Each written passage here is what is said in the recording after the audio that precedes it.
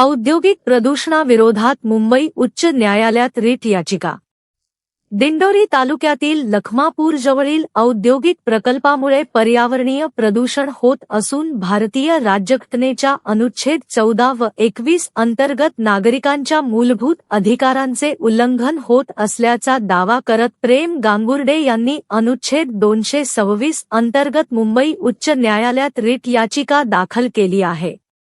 याचिकेत जल प्रदूषण प्रतिबंध व नियंत्रण कायदा 1974, वायू प्रदूषण प्रतिबंध व नियंत्रण कायदा 1981 आणि पर्यावरण संरक्षण कायदा 1986 अंतर्गत प्रभावी कारवाई झाली नसल्याचा आरोप करण्यात आला आहे। तसेच भूजल प्रदूषण, काळा धूर, दुर्गंधीयुक्त वायू, औद्योगिक कचऱ्याची अयोग्य विल्हेवाट आणि लोकमाता अहिल्याबाई होळकर यांच्या काळातील ऐतिहासिक विहिरीला धोका निर्माण झाल्याचा दावा करण्यात आला आहे।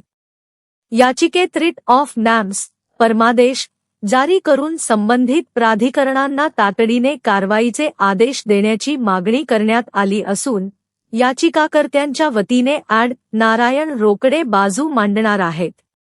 वृत्त संकलन दिंडोरी वृत्तांत न्यूज।